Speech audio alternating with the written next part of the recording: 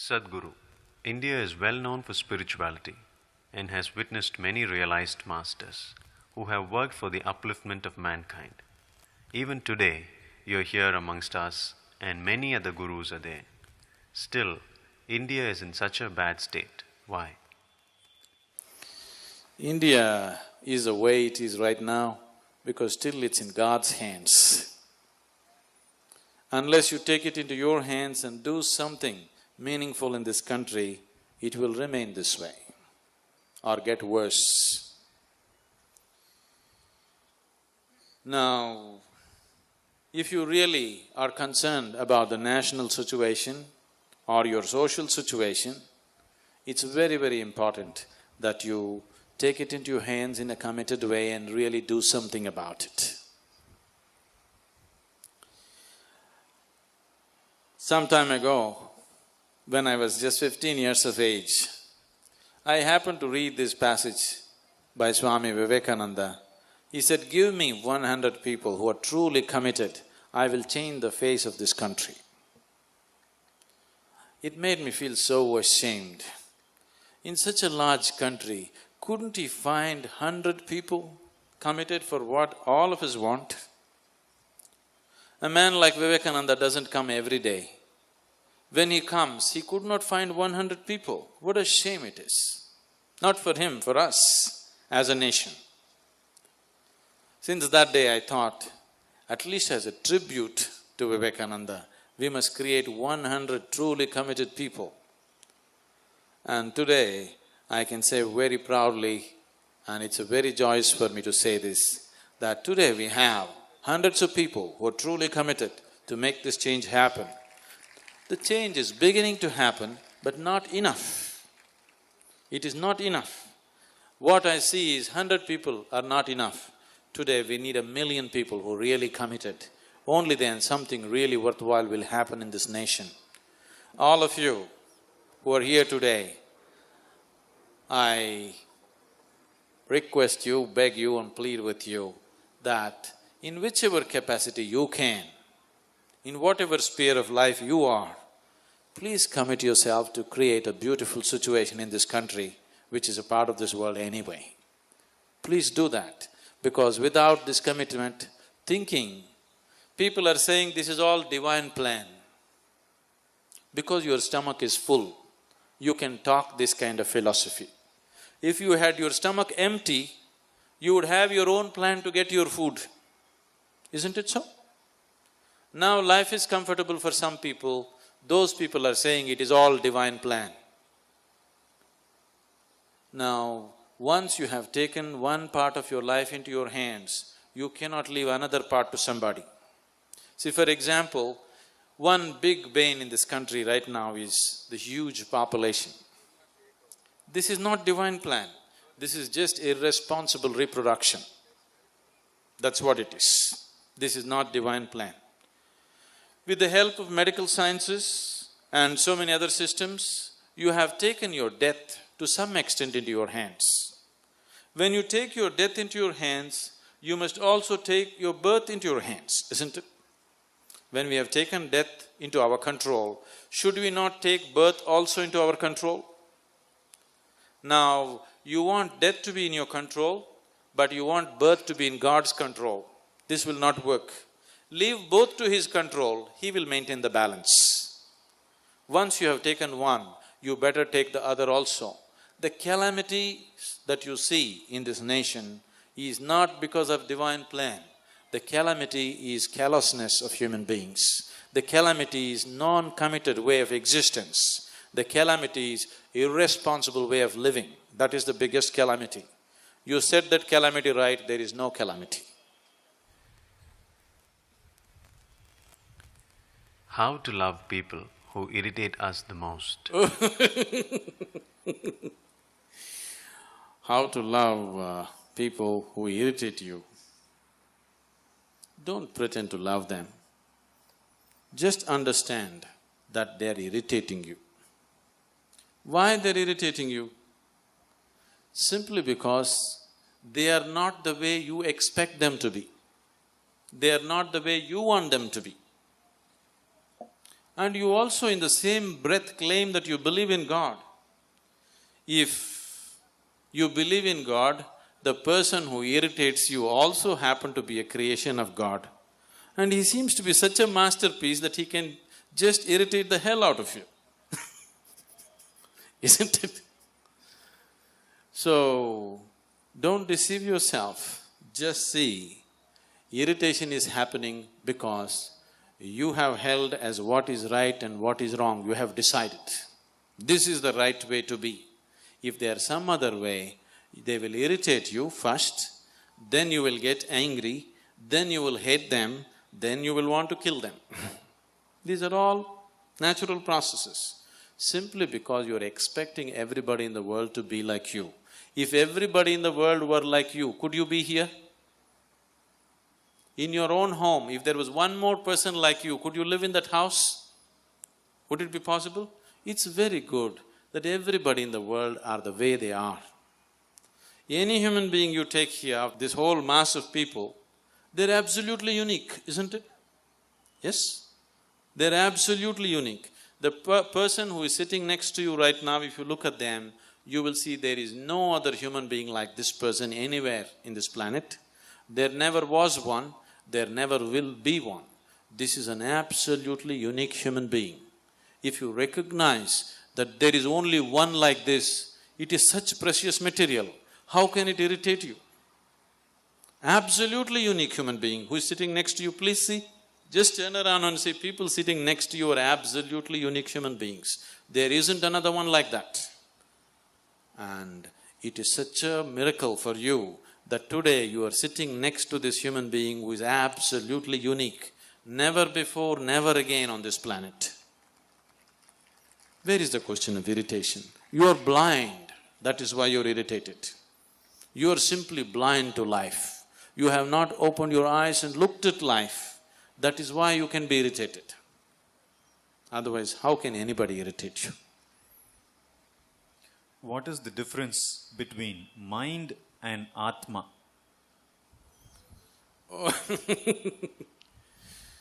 Which Atma are you talking about? What Atma have you experienced? Mind, you know the function of the mind to some extent. Atma, what do you know? Once again, you're talking about stories that other people told you.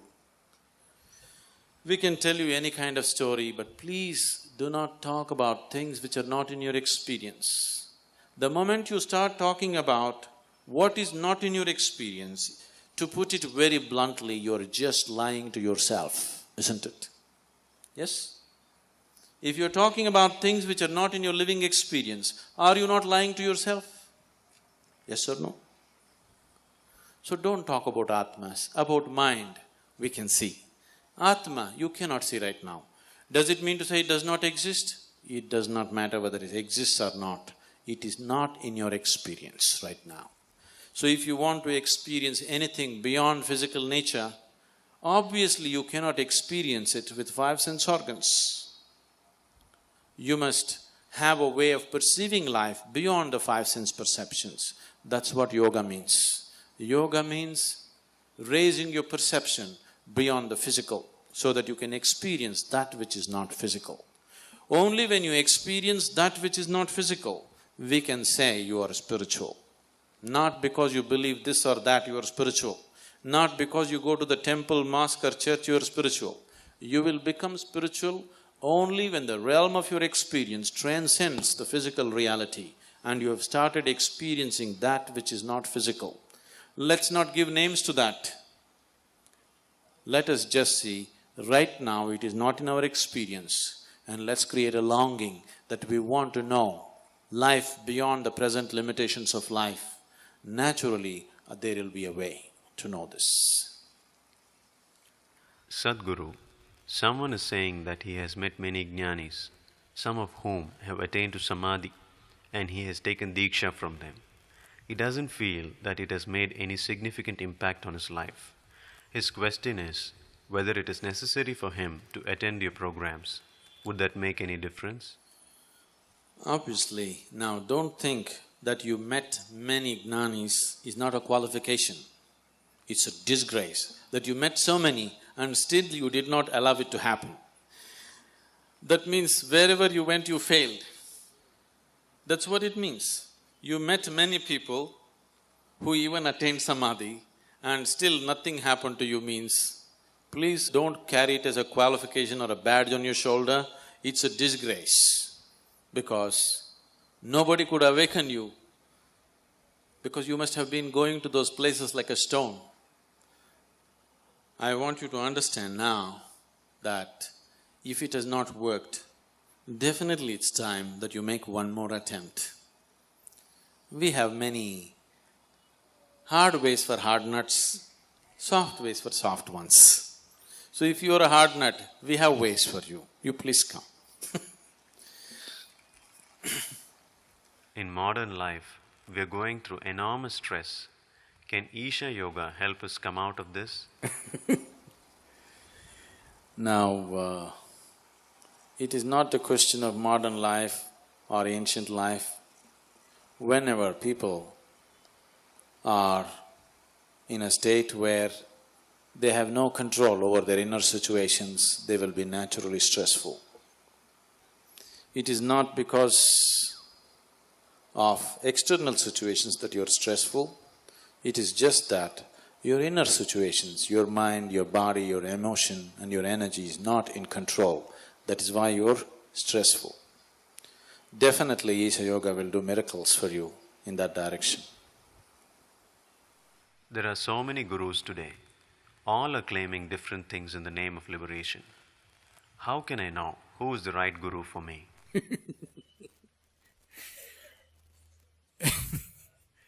I am not claiming anything. Nor do I want to be your guru.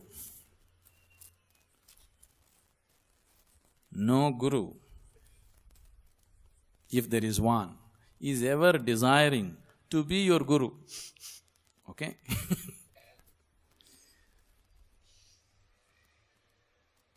Guru means… Gu means darkness, Ru means dispeller. One who dispels your darkness is your guru.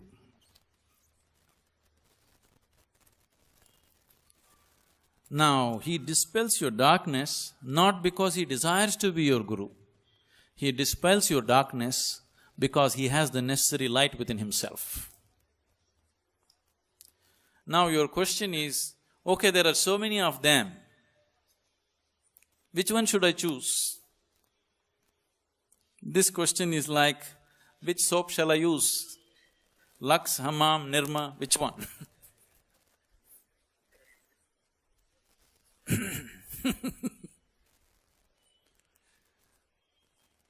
It's not for you to decide that anyway. Now the problem is, there are so many people in the world today who are just out there to provide solace to people. People are seeking solace, so solace is being offered.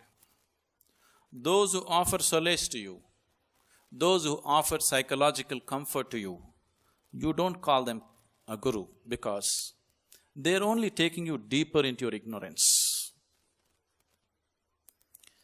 If you sit with your guru, if you're very comfortable, he is not your guru. If you sit with him, you feel threatened. Who you are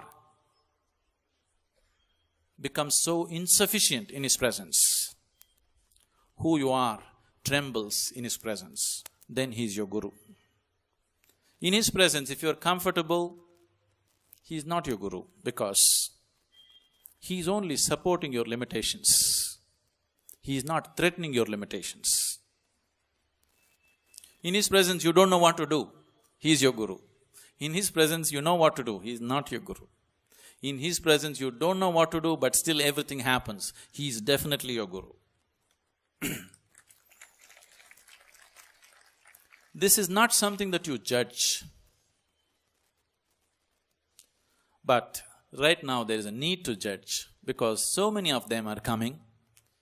I don't know how many more people have spoken in the same grounds.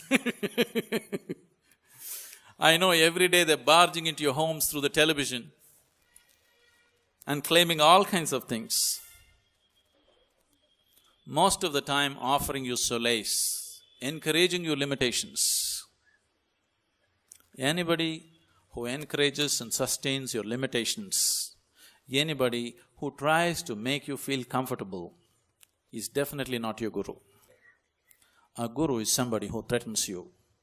A guru is somebody who destroys you the way you are so that you can become the way the Creator intended you to be. You don't seek a guru, first of all. You create a longing. You create a deep longing to know. A guru will happen to you. You don't seek going about choosing which is a better guru. You don't choose. You just create a deep longing. What you call as guru will happen to you because guru is not a person. A guru is a certain space, a certain energy. It can only happen to you. It's not somebody you meet. It is not somebody that you shake hands with. It's not somebody that you bow down to. It is not somebody to whom you go and beg for this or that. That space, that energy which you refer to as guru will happen to you. It will overwhelm you. It will destroy you the way you are so that you will become unbounded. You will become the way Creator intended you to be. In the name of religion, so many conflicts have happened. Is it necessary to have so many religions? Can't there be just one universal religion? I think we have already answered this question in many ways. Why should there be a universal religion?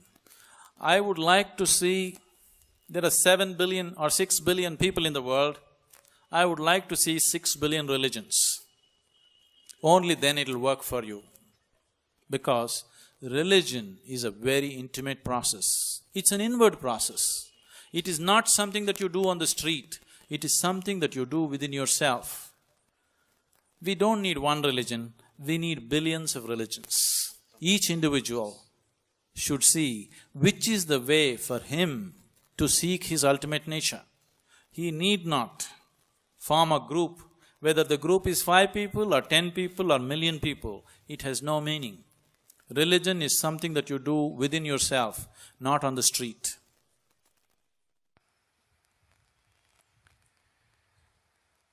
Sadhguru, what is dhyana? How is it different from puja and prayer?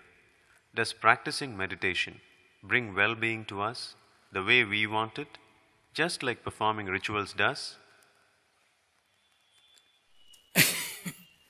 There is a catch in the question. Bring well-being to us the way we want. This is the problem with people. They not only want well-being, they want well-being the way they want. And they also claim that they believe in God. Please see, the only and only problem with your life right now is, life is not happening the way you want it to happen. If life is not happening the way you want it to happen, if you are a believer in God, it must be happening the way God intends it.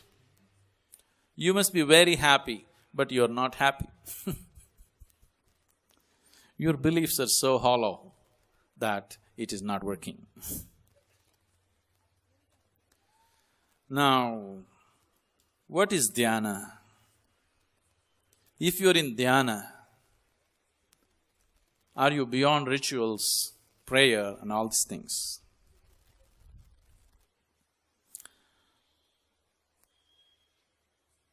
Dhyana means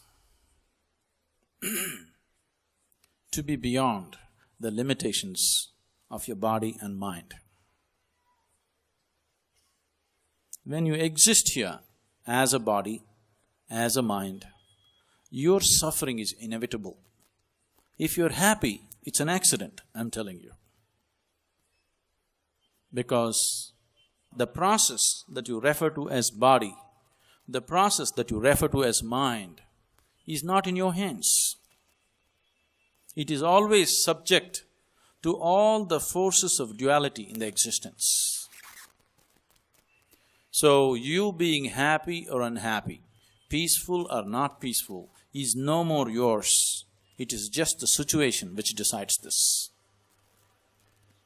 So meditation means to transcend these two limitations of the physical body and the mind, so that you exist in that state where the body and the mind are not deciding the quality of who you are right now in this moment.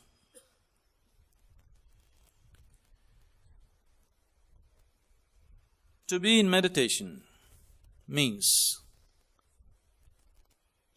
to be in that state. To be in dhyana means to be in that state where you are in touch with the source, that which is the basis of this body and this mind. Now, what is it that you're referring to as God? What is it that you're referring to as the divine?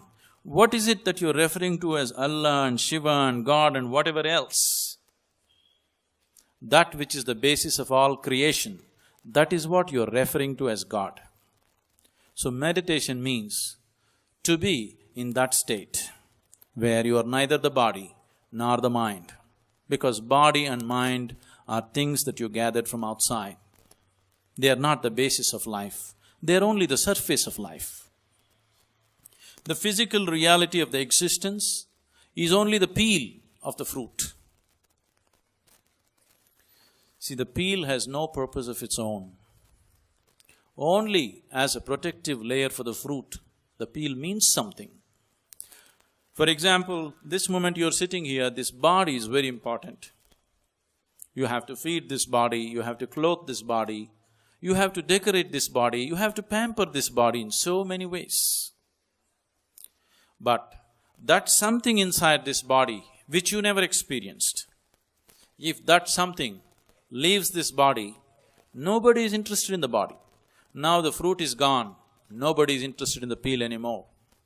Only because the fruit is inside, we value the peel. But right now, you have gotten so deeply involved with the peel that you have forgotten about the fruit. If you're eating the peel of life, how life can be? It has to be bitter, but the problem with the peel is, it has spots of sweetness in it. These spots of sweetness in the peel have come because of its association with the fruit. But these spots of sweetness exist. Right now, your whole life is about searching for these spots of sweetness. These spots of sweetness have come only because of the fruit. If you transcend the peel, if you go beyond the peel and taste the fruit, your life will become completely different. If you keep yourself limited to the peel, the physical existence is just the peel of life. Right now, your whole experience of life is limited to the physical existence, because everything that you experience in your life right now is only through the 5 sense organs. These sense organs can experience only that which is physical. It cannot experience anything that is not physical. If we have just come here to eat, sleep, reproduce and die one day, we don't need this kind of intelligence. We don't need this kind of body. To eat, sleep, reproduce and die, if you had come as an insect or a worm or an animal or a bird, you could have fulfilled those things much better than any human being. As a human being, you are not too good at those things. This person, once he has come in the human form, he has come with a different capability of knowing and experiencing life beyond the physical dimension. That's what meditation means. To know life beyond the limitations of 5 sense organs. To know life beyond the sphere of that which is physical. To know life and experience it at the source, not at the surface.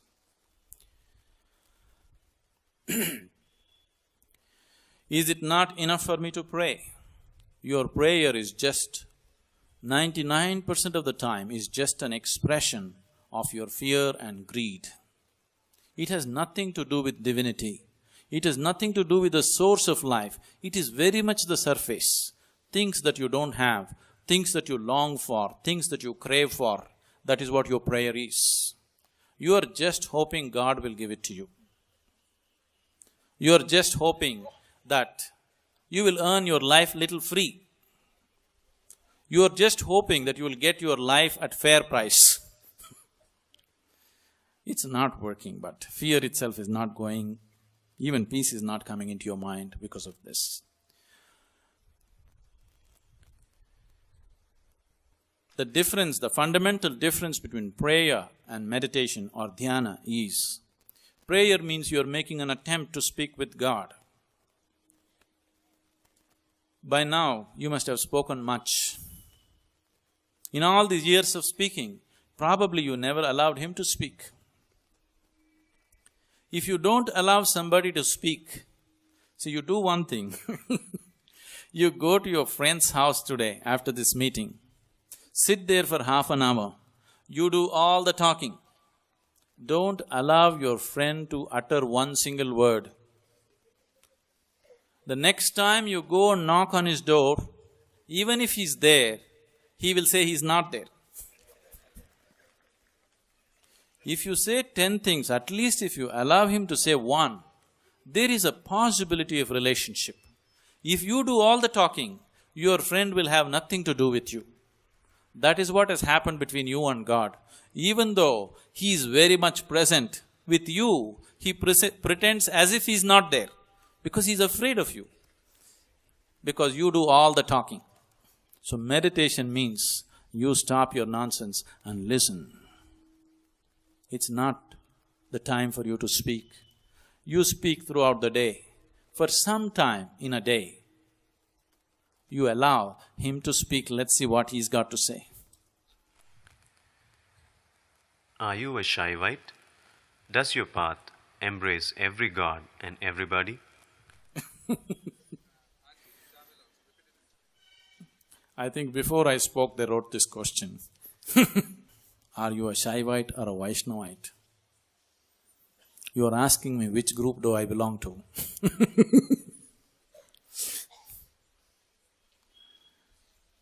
I am a kind of person that no group will like.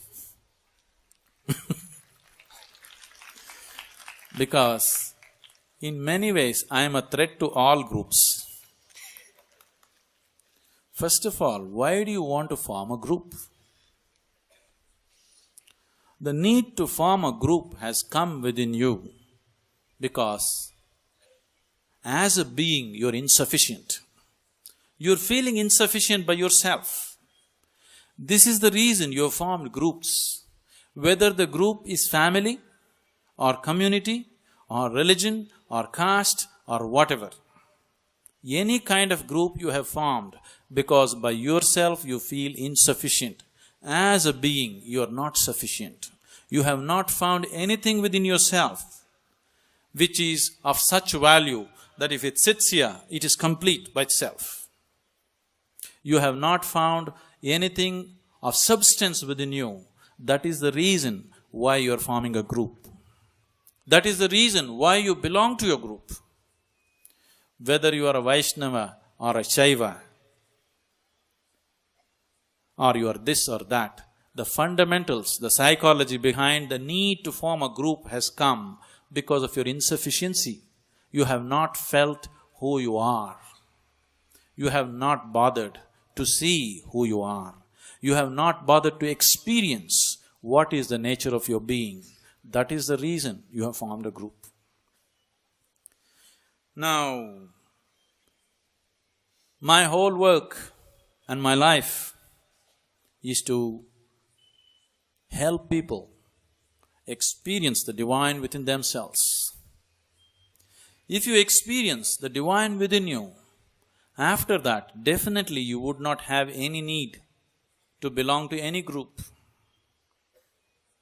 You don't even have to identify yourself as a human being and alienate yourself from the other life forms in the existence. You can just exist here as life. Life is sufficient unto itself.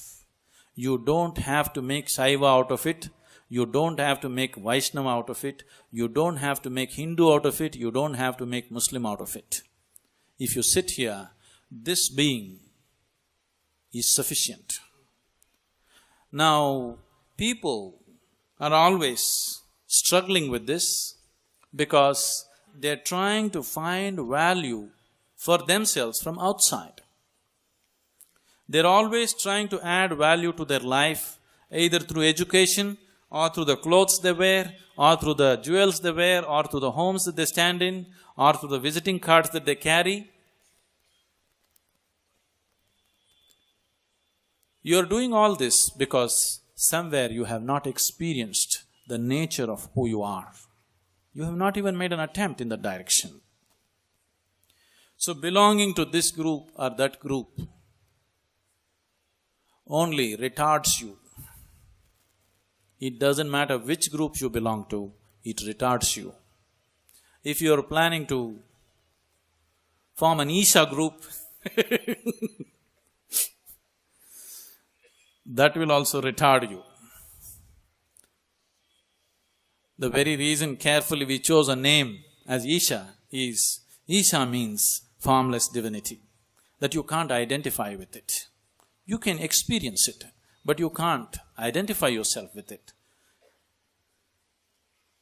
So the question of belonging to some group or the question of embracing different groups doesn't arise in my mind. Only if you see them as different, the question of embracing arises within you. When you don't even see what is sitting in front of you as different from yourself, the question of embracing it doesn't arise. The very fundamentals of spirituality is just this. If you begin to experience everything as a part of yourself, then we say you're spiritual. How can I experience everything as a part of myself? Because I am me, you're you. That's the reality. Today, modern science is proving to you beyond any doubt that the whole existence is one energy. There is no doubt about it anymore. The same energy is manifesting itself as mud, the same energy is standing there as tree, the same energy is barking as a dog, the same energy is sitting here as you, the same energy is what you worship as God. This is what modern science says. Your religions, whichever religion you come from, they have also been screaming the same thing. They have been saying God is everywhere. Whether you say God is everywhere or everything is one energy, is it different? It is just that Einstein likes to call it E, we call it Ishvara. We are saying everything is Ishvara. He is saying everything is E. It is not different. So if everything is that, why is it that you're not experiencing it that way? It is simply because you are deeply enslaved to the process of sense organs. The sense organs can experience anything only in comparison with something else. Only because you have seen darkness, you can feel the light. That's the nature of your eyes. Only because you have heard a situation where there was no sound, now you can hear the sound. If I feel this is cool, only because my body is warm, I can feel the coolness of this steel rod. Everything that you experience through the sense organs is only in comparison with something else. So once you're enslaved to the sense perception, once your experience of life is limited to the sense perception, naturally you experience the world fragmented into million pieces. You don't see the oneness of the existence. Now, if you transcend your sense perception, naturally you feel and experience everything as a part of yourself. Once you experience everything and everybody as a part of yourself, after that nobody has to tell you how you must live here. Nobody has to teach you to be good. See, from the moment you are born, people are teaching you moralities. Be good, don't harm this person, don't kill that person, don't rob that person. Suppose you experienced all the people who are here as a part of yourself, does somebody has to teach you such morality? Is there a need for such morality?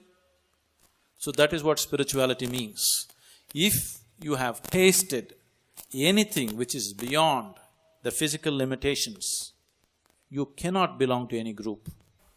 See, that which is everywhere, with what will you compare it with? Once you have no comparison, you cannot experience through the limitations of sense perception.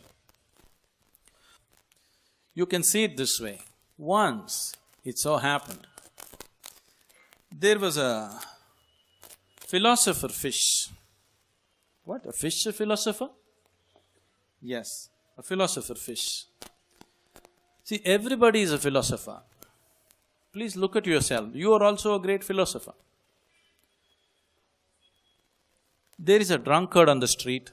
You stop him and ask him why he is a drunkard. He has a great philosophy as to why he is drinking. Yes? Is it so? You stop a thief and ask him why he is a thief. He has a solid philosophy as to why he is into this. Everybody has solid philosophies to support whatever nonsense they are doing in their life. Without a philosophy, you cannot continue your nonsense. Please see. If you have no philosophy, you cannot sustain your nonsense. At every moment, you have to become aware. At every moment, you have to think, why should I do this? But once you have a philosophy, you can just continue your nonsense endlessly. So there is a philosopher fish. One day he is sitting in one place, very miserable, in great distress. Another fish came this way, looked at this philosopher fish and asked him, "Philosopher, why are you sitting like this? You seem to be in great distress. What is the reason for your misery?" The philosopher fish said, "Don't bother me, I'm in real trouble." "What is your troubles? Please tell me." The philosopher fish said, "Wherever I go, people are talking about oceans. I wanted to see the ocean, so I traveled in every direction possible, but I don't see the ocean. Where is it?" Now the problem is, he is also a part of the ocean. That's the problem. If he was outside the ocean, he would have gone and seen the ocean. Now that he is a part of it, he has no way to perceive it. Right now, your problem with divinity, your problem with God is just this. You are breathing it, you are eating it, you are walking upon it. So you don't know. You don't know how to perceive, because your perception is limited to 5 sense organs, and it needs a comparison, it needs a background, it needs a foil, otherwise it cannot experience.